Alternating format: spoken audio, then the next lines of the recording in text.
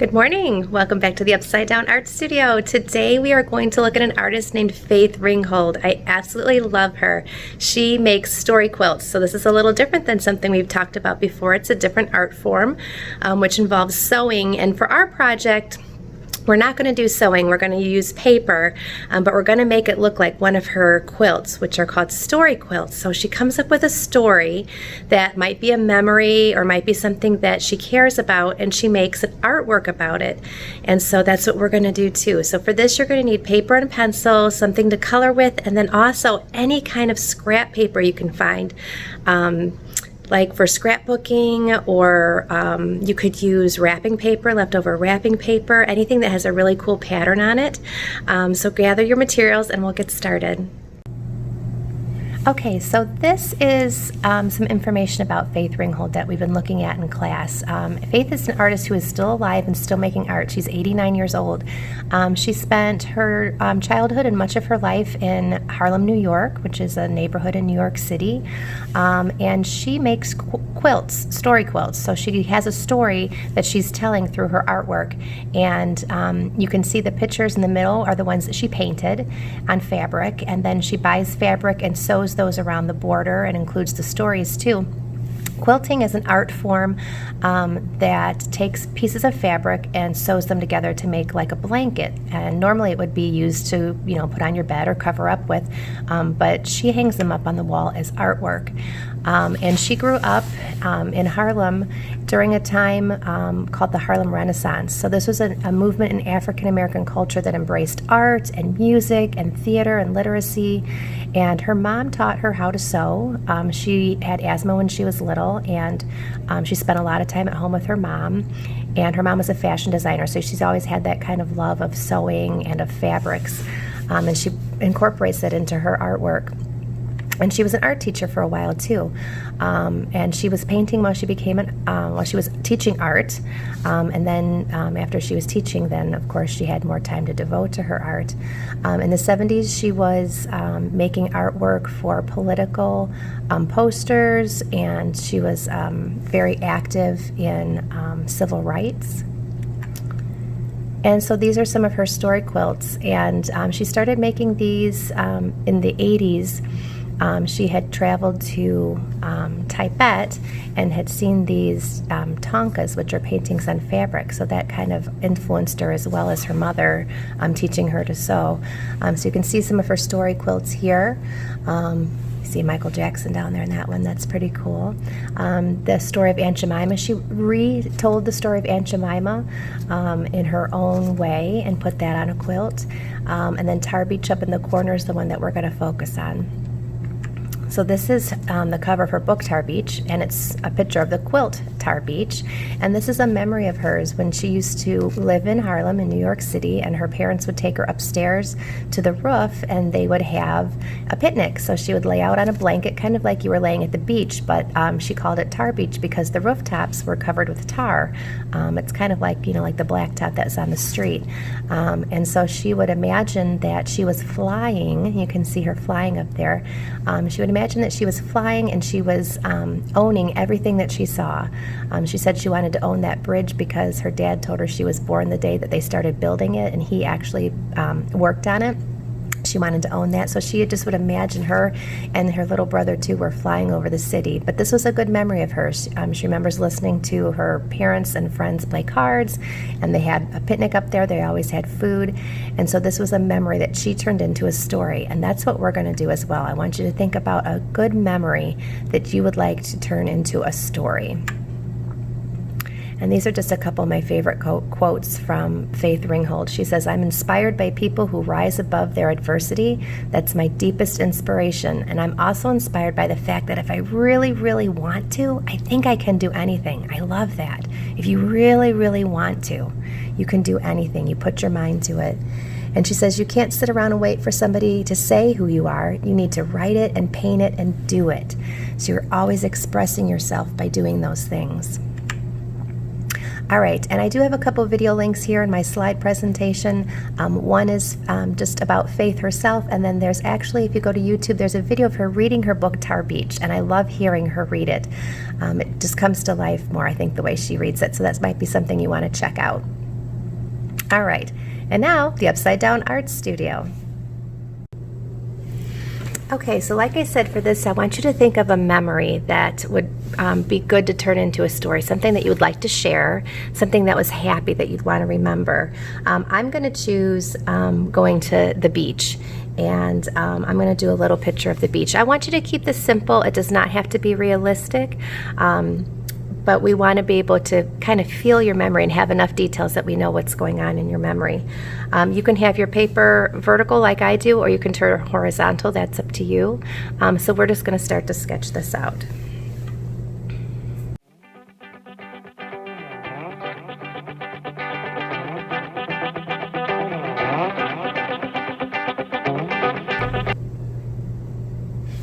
Okay, so I've just sketched out a memory of going to the beach by an amusement park here, and just really simply drew this in, and now I'm going to start to color it.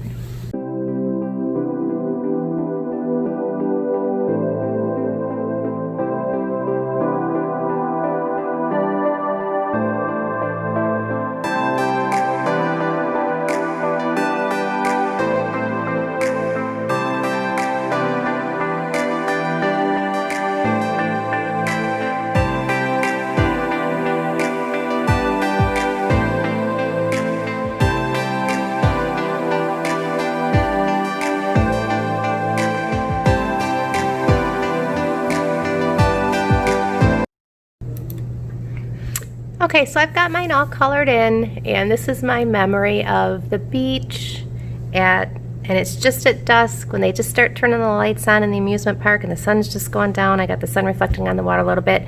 I didn't fuss over my details. I kept things really simple. I did mix my colors a lot though, so everywhere I colored, I overlapped colors, lots of colors. And that's one thing that I want you to try when you do this is overlapping your colors just like you're mixing paint.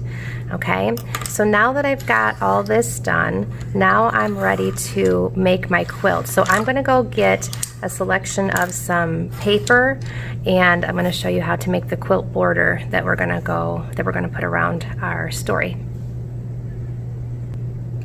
Okay, so I went through my scrapbooking paper, and like I said, you could use wrapping paper, any kind of scraps from like a magazine.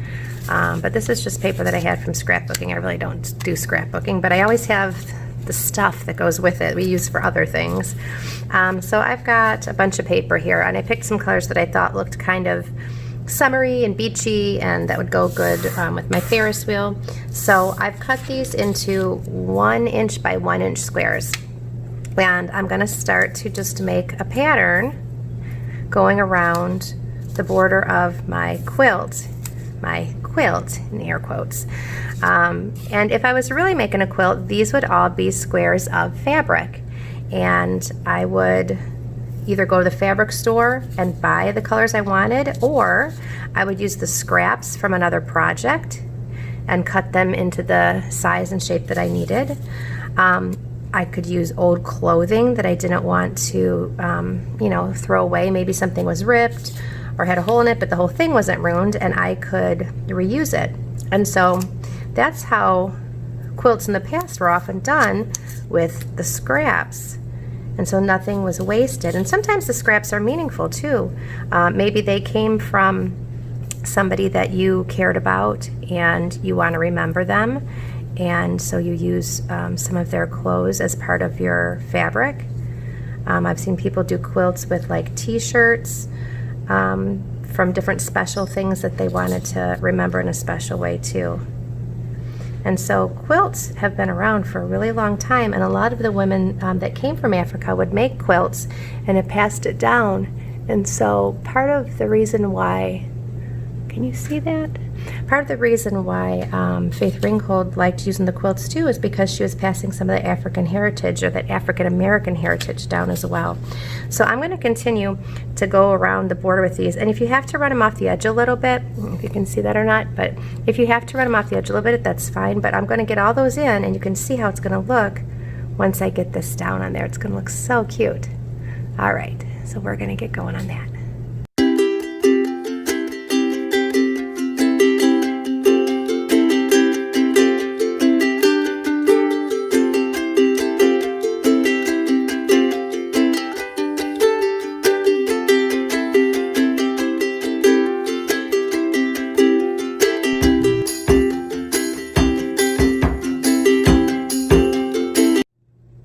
Okay, so I've got everything glued down, and I had to lift a couple up at the end to just kind of space them out a little bit. But if you lay it out ahead of time and then go back and glue it, you know, you can get it lined up just the way that you want. You might have to readjust a couple things, but with the glue stick, they usually peel up pretty easily. All right, and if you noticed, I kept my little squares in here when I glued them so I didn't get glue all over my table. Little tip. Now I'm ready to put my story in the middle of my quilt border. Okay, so I'm just gonna glue this down now.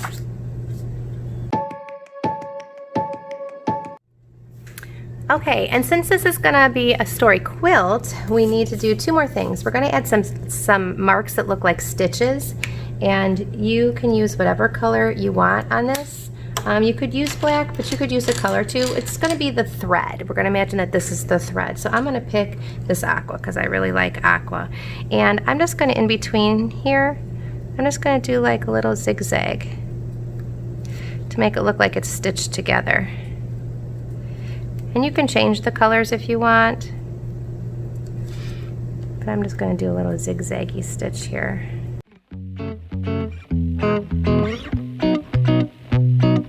Okay, so that just adds a little bit more detail to it to make it look like it's stitched up and you actually feel like you're sewing. So you'd be sewing this all together. So I stitched it in between each piece and then all the way around too. Last thing, this wouldn't be a story quilt without the story. So I'm going to write my story on a separate piece of paper and get it just the way I want it and make sure that I've spelled everything correctly, and then I'm going to write it on my quilt.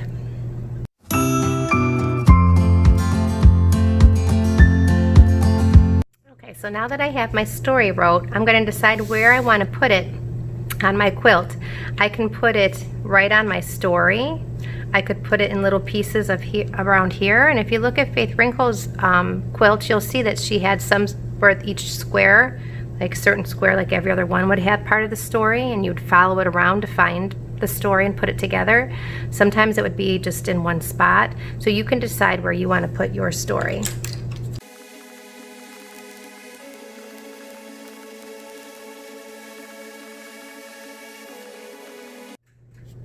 Okay, so I put my story a little bit at the top, a little bit at the bottom, and then on a couple of my squares here. So you can decide where you want to put yours and how you want to fill yours in. I cannot wait to see these. Have fun making your story quilts. See you next time, guys. Bye.